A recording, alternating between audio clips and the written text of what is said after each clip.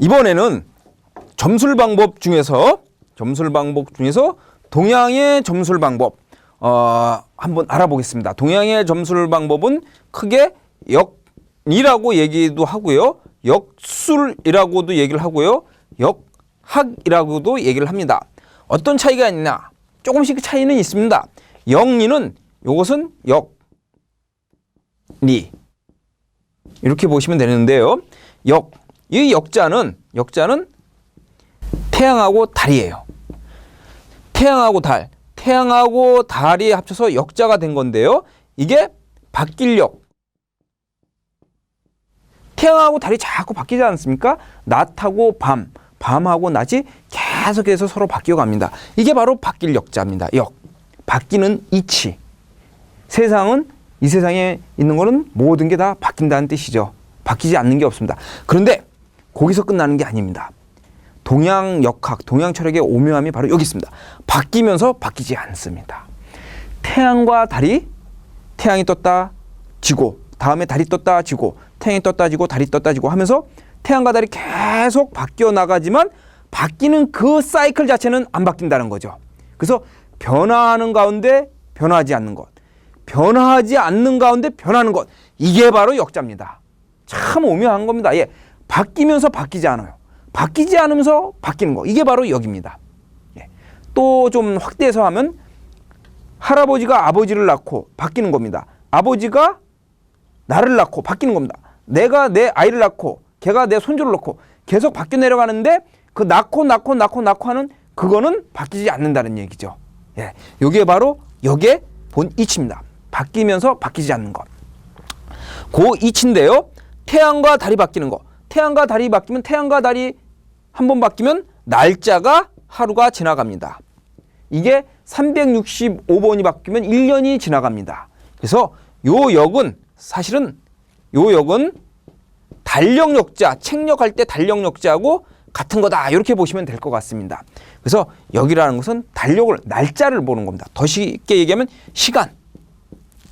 시간이 어떻게 흘러가느냐, 시간이 어떻게 바뀌어가느냐, 앞으로 1시간 뒤에 어떤 시간이 올 것이냐, 앞으로 하루 뒤에 어떤 시간이 올 것이냐, 한 달 뒤에는 어떤 시간이 올 것이냐, 한 달 뒤에는 또는 1년 뒤에는 어떤 시간이 올 것이냐, 내년에는 어떨까, 10년 뒤에는 어떨까, 그 미래를 예측하는 거, 미래를 예측하는 거, 미래의 예측, 이게 바로 역이다. 이렇게 보시면 됩니다. 우리는 여기서 한 가지 알고 넘어가야 될 게 있습니다. 주식 예측, 경제 예측, 이런 예측은 다 합리적이고 과학적이고 논리적이고 분석적이라고 이해를 하면서 왜 우리가 이 사람의 기륭화복에 대한 이 똑같은 미래 예측인데 이거는 미신이다 이렇게 보자 이거죠. 그 미신이라는 것은 한자를 보면 요거는 안일미자거든요. 안일미자, 믿을 신자. 믿지 않는다가 미신인데 사람들은 요것을 어떤 개념으로 보냐면 신이 아니다 이런 개념으로 보는 거예요. 종교적인 관점에서. 그렇게 오해를 하고 계세요. 종교적인 관점에서 신이 아니다. 한글만 쓰면 그렇게 오해할 수가 있는데 미신이라는 것은 한자를 보면 내가 믿지 않는 거. 그러니까 믿고 안 믿고는 그 사람 자유지만 미래 예측학, 즉 주식이나 어떤 경제 예측 이런 거는 논리적이고 합리적이라고 믿으면서 이런 시간에 대한 자기 기륭화복에 대한 미래 예측은 무조건 미신. 그래가지고 그건 신을 믿는 게 아니다 해서 종교하고 결부를 시키는 경우가 있는데 그것은 굉장히 잘못된 인식이다. 이렇게 볼 수가 있을 것 같습니다. 그러면 역리, 시간이 바뀌는 이치, 미래 예측에 대한 이치가 바로 역리입니다. 역술은요, 역술은 뭐냐? 같은 역자입니다. 근데 이것은 술법. 우리가 기술할 때 술법할 때 기술인 거죠. 그러니까 미래에 대한 시간, 나의 기륭화복을 예측하는 술법입니다. 그러니까 의사가 환자를 고치는 그 기술을 의술이라고 하고요. 의사가 그 의학 공부, 연구하고 논문 내고 의대생을 가르치는 거, 이건 의학이라고 그러겠죠. 그건 의학. 그래서 의학은 연구하고 공부하고 가르치는 게 의학인 거고요. 의술은 그것으로서 사람들의 병을 치료하는 거. 마찬가지. 역학도 어떤 미래 예측학을 공부하고 연구하고 이렇게 강의를 해서 사람들한테 가르쳐 주는 거. 이것은 역학인 거고요. 이거를 배워가지고 자기가 자신의 미래의 기륭화복, 이것을 예측해 보는 것 또는 주변 사람들의 균형화법을 가르쳐 주는 것 이런 것은 역술이다 이렇게 보시면 될 것 같습니다. 그래서 역학, 역술의 관계는 표리의 관계다. 역학을 배워서 역술로서 풀어야 됩니다. 배우기만 하고 풀지를 않으면 그것은 운전을 해서 운전면허증을 따가지고 운전하지 않고 운전면허증을 장롱에 넣어두는 거하고 똑같은 거다. 배웠으면 사용하시는 게 맞습니다. 그래서 역학을 이 동영상 강의를 보고 배우신 분들은 자기 자신의 미래의 기륭화복을 파악을 해본다든지 주변 사람들의 기륭화복을 파악을 해서 그분들한테 불행을 미연에 예방하고 좋은 행복한 일이 많이 생기도록 가르쳐 주신 거 그런 선덕을 쌓는 게 중요한 겁니다. 그래서 역술하고 역학의 그 차이다 이렇게 보시면 될 것 같습니다. 이러한 모두한 이치 역술과 역학의 이치를 묶은 것이 영리다 이렇게 또 우리가 볼 수가 있을 것 같습니다. 그래서 이 역술하고 역학을 합친 게 이게 영리다 큰 범위 내에서는 이렇게 우리가 한번 생각을 해볼 수도 있겠다 이렇게 이제 말씀을 드릴 수 있고요.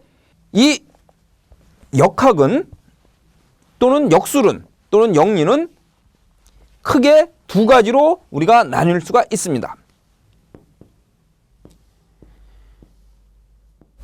일단 산명술이라고 그래갖고 요거는 계산할 산자입니다. 명을 계산하는 방법이 있습니다. 명을 계산하는 그 술법 그것을 산명술이라 할 수 있고요. 또 하나는 어떤 배워서 직관에 의해서 할 수 있는 거 역점. 왜 역점이다 이렇게 얘기를 하냐면 중국의 역사를 잠깐 말씀을 드리면 하나라, 은나라, 주나라. 주나라가 이제 춘추 시대하고 전국 시대로 바뀌게 됩니다. 그리고 이게 진시황이 이제 통일해서 진나라가 되는 거고요. 다음에 이제 한나라로 넘어가고 한나라 다음에 위진 남북조 시대 그리고 당나라 이런 식으로 중국 역사가 쭉 내려가는데 한나라 때도 역이 있었고 역이라는 것은 아까 얘기한 것처럼 달력이었거든요. 그래서 한나라 때도 역이 있었을 거라고요. 달력이. 은나라 때도 역이 있었을 것인데 다 너무 오래된 과거이기 때문에 소실되고 지금은 전해지지 않고요. 주나라 때 남아있는 역만 지금까지 남아있습니다.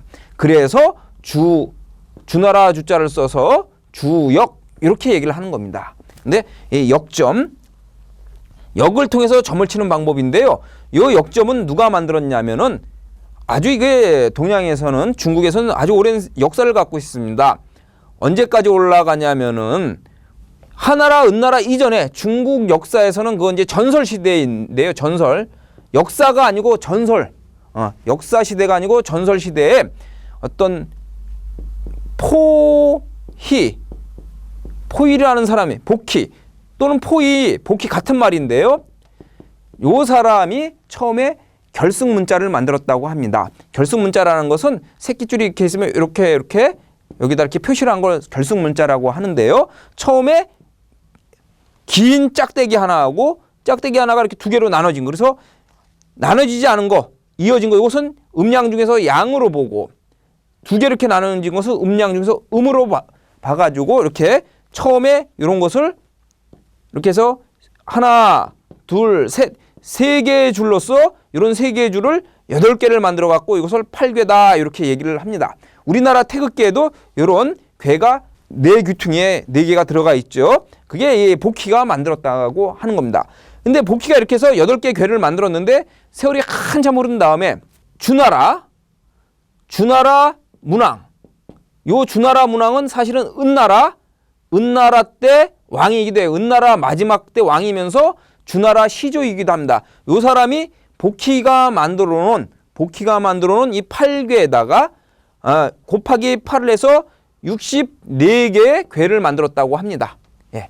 그리고 요 문왕의 아들인 주공이라는 사람이 여기다가 384효의 괘사와 그 어떤 이게 이제 63개가 이렇게 돼가지고 하면 64개가 나오면 요 하나하나 요게 효거든요. 그래서 다 따지면 이게 384개의 효가 나오는데 여기다 하나하나 다 설명을 해놨다고 합니다.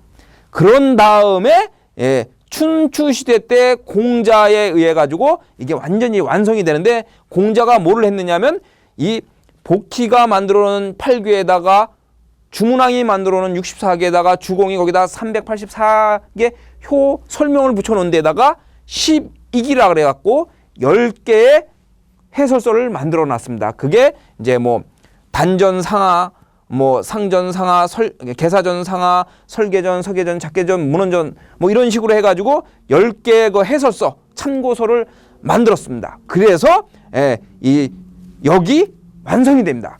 그래서 주나라 때 그 역이 완성이 되고 지금 남아있는 역 중에선 주나라 역만 남아있어서 일반적으로 우리가 역하면 주역 하는 겁니다. 그런데 이 주역은 바로 점서라고 되어 있습니다. 제가 말씀드린 게 아니고 이것은 주자가 그 주역 서문에 보면 주역은 점을 치는 수양 도구이다 이렇게 나오는데요. 주역이란 책은 비록 점을 보는 점서일 뿐만이 아니고 수양을 쌓는 데도 아주 중요한 겁니다. 중국이나 한국에서 예전 사람들은 그냥 점을 치는 행위로 한 게 아니고 심신수양을 하는 도구로서 쓴 겁니다. 주역점을 칠 때는 목욕을 깨끗이 하고요. 목욕을 깨끗이 하고 정갈한 마음으로 묵상을 한 다음에 다 이 책상에다가 빨간 테이블포를 깐 다음에 거기다가 향을 펴놓고 무상의 상태에서 참선을 한 다음에 아무 생각도 없이 사심이 마음에 안 들어간 상태에서 괴를 다 이렇게 뽑아가지고 그 괴가 가르쳐주는, 그 괴가 이야기해 징조를 보여주는 그것을 해석을 해가지고 어떤 미래의 예측으로 삼았다는 게 바로 주역점이기 때문에 비록 이게 점서이긴 하지만 상당히 수준이 높은 수양서이기도 하다. 이게 이제 동양 학자들이 일반적으로 꼬고나는데 일반적으로 얘기하는 얘기다 이렇게 보시면 될 것 같습니다. 이 우리가 드라마나 영화 같은 데서 보게 되면 이렇게 어떤 젓가락통 같은데, 나무통 같은 데다가 젓가락 같은 게 이렇게 많이 들어가 있는 이런 거를 보실 수가 있습니다. 그래서 이것을 막 흔들다가 탁 놓고서 기도를 탁 하고 눈을 감고 이 중에서 아무거나 하나 탁 뽑는 거, 이런 장면들을 보실 수가 있는데 이게 바로 역점입니다. 역점. 그리고 요 통을 바로 산통이라고 합니다. 요 젓가락같이 생긴 요 나뭇가지를 이걸 산가지라고 합니다. 산가지. 그래서 옛날에는 이 산통을 굉장히 소중히 모셨어요. 우리가 지금까지도 그런 얘기 하지 않습니까? 뭐가 일이 잘못되면 산통 깨졌다. 이런 얘기 지금까지도 전해지고 있는데, 산통이 깨졌다는 얘기는 일이 크게 잘못돼 가지고 힘들어졌다, 위험하다 이런 뜻이거든요. 불경스럽다 이런 뜻이거든요. 그 산통이 바로 이 주역점을 치는 산가지가 담겨져 있는 이 산통인 거고요. 옛날 사람들은 그만큼 이 점 치는 것을 수양서로서 소중히 여겼고 이 도구도 굉장히 소중히 여겼다 이렇게 보시면 될 것 같습니다. 그래서 이 공자에서의 주역점이 이제 완성이 되는데요. 진나라 때 진시황이 중국을 천하 통일을 하면서 분서갱유라는 것을 하게 됩니다. 딱 통일을 시켜놓고 그 당시에 중국에 있는 모든 서적들은 다 끌어모아서 불살라버리는 게 분서갱유인데요. 그 중에서 딱 네 가지인가 세 가지 책만 남겨놓습니다. 그게 뭐냐? 첫 번째, 농사를 짓는 시대이기 때문에 농서는 불사르지 않고 그대로 남겨둡니다. 두 번째, 의서입니다. 진시황은 건강에 대해서 관심이 굉장히 많았습니다. 그래서 장수를 하기 위해서 불로초를 찾고 하려고 우리나라에도 그 사람을 보내고 그랬다는 일화가 있는데 의서 안 없앱니다. 세 번째, 뭘 안 없애냐? 바로 점서를 안 없앱니다. 그만큼 예전 사람들은 이 점서, 특히 주역점, 심신수양과 미래 예측을 알 수 있는 이 점 굉장히 중요하게 여겼기 때문에 진시황도 요 세 가지 책은 분서갱유에서 제일 해놓고요. 그래서 지금까지 내려오는 게 바로 이 주역점이 지금까지 쭉 내려오고 있고, 동양에서 각종 의 점술 방법들, 여러분들이 이제 관상학을 공부하는 관상 보는 방법도 지금까지 전해 내려오고 있다 이렇게 보시면 될 것 같습니다. 자, 이렇게 해서 산명술하고 이제 역점까지 우리가 이제 얘기를 했는데요. 다음 시간에는 산명술하고 역점의 종류에 대해서 조금 더 자세하게 알아보기로 하겠습니다.